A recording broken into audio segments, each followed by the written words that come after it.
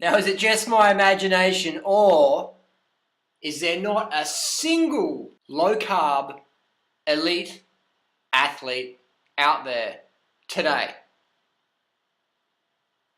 I can't answer it. People always say, you've got the trolls on the forum going, well, you're not wrong, Duranoda. There's plenty of low-carb Olympic athletes out there. I'm low-carb, but I'm really fit. And you just have to laugh at it and go, okay, fair enough. Can you please tell me, what's your athletic successes, what's your name, send us your results. And I get over 1,500 contacts a day via the internet, over 1,500. And I'll always look for the one that says race results from low-carb athlete. In the last 4 years of being very active on the internet, I haven't found one low-carb athlete ever. And one time someone said, but Jonas Colting is, Jonas, the Swedish triathlete dude from Scandinavia or wherever up there. So I contacted Jonas and said, Jonas, how many grams of carbs do you eat a day? Do you eat under 150 grams of carbs per day every day of the year? And Jonas says, oh, no, I eat much more than that every day, every year. I eat a lot of carbohydrates. I do not eat low carb, but I promote the healthy fats. Yeah, I promote the healthy fats, yeah? So people confuse because someone promotes flaxseed oil or coconut oil, they think, oh, they eat low carb. But the reality is they don't. And what you have to do is ask them and get them to send you their menu planner. You can do the basic math. If you can't do the math, get your 8-year-old son or daughter to do it for you, and you'll see quickly that they're eating over 150 grams of carbs per day, every day. So that's just the reality. We have vegans winning gold medals at the Olympics, guys like Carl Lewis. We have vegan national bench press champions like Noah Hannibal. We've got vegan UFC fighters like Mac Danzig. We've got vegan cyclists. We've got vegan marathon runners. The greatest marathon runner ever in the ultra world distance scene is Scott Jurek in the male category. Go figure. We've got in the Tough Mudder competitions, the toughest woman on the planet, that's their rating system in the Tough Mudder comps, look it up, is a lady recently, she's 42 years old and she's a vegan, and they rated her the toughest woman on the planet, and she's a vegan. So there's not a single low-carb person out there, because you physically cannot compete if you don't have enough glycogen in the tank, and you will not restore your glycogen sufficiently for activity of a high performance. If you want to be high performance, you need to eat enough carbohydrates so you have full glycogen.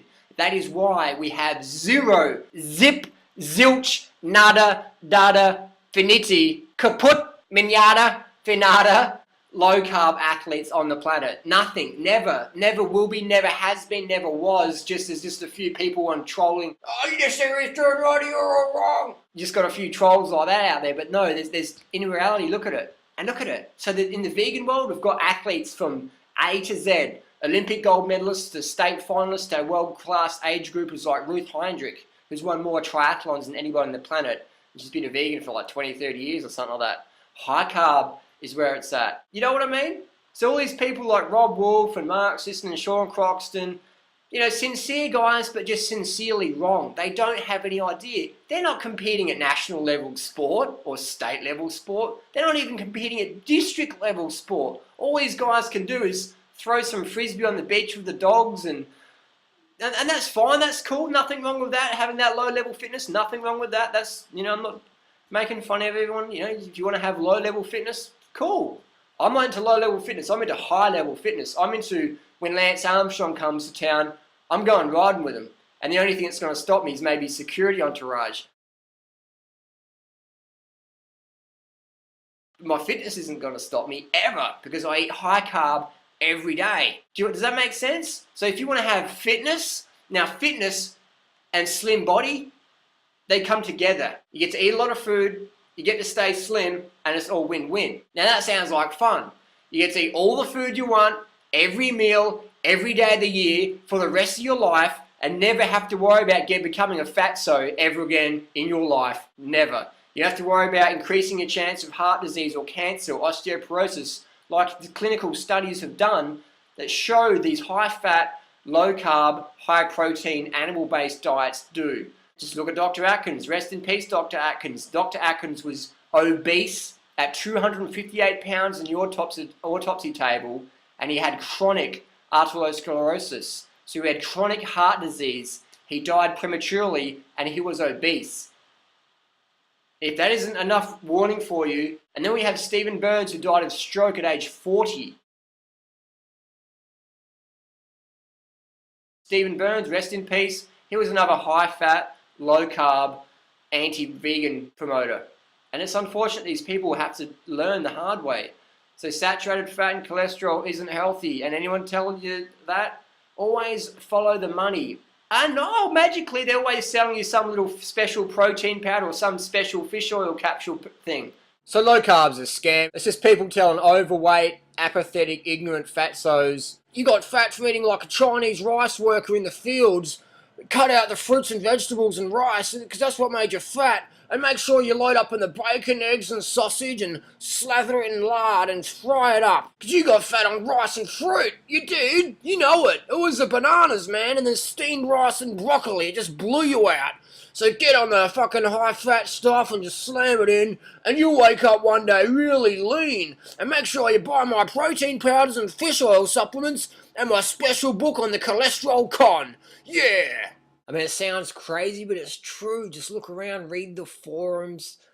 People are dumb. People get suckered into any little scam and fad. So how do you decipher from the fact versus fiction, from the bullshit and the marketing versus the truth? How do you decide? How do you discern? How do you decipher? Follow your heart. Get back in touch with common sense. Look around. Travel a little bit. Go to China. See what these people eat. Are they getting fat on rice? Are they getting fat on fruit? I don't think so. And watch what all these low-carb people say about us high-carb promoters. You guys are too thin, man. You guys are too fast on the bike, and you guys run too fast, and you guys win too many bench press competitions. You're too lean, you're too ripped, you're too shredded, you're too light. The carbs make you fat, and all you guys are too lean.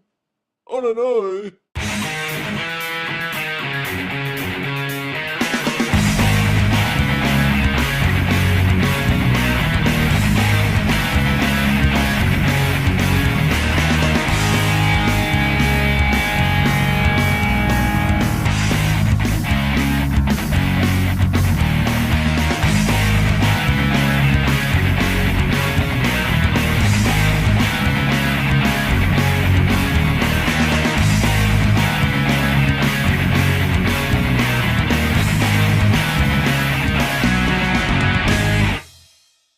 Come at me, bro. Come at me.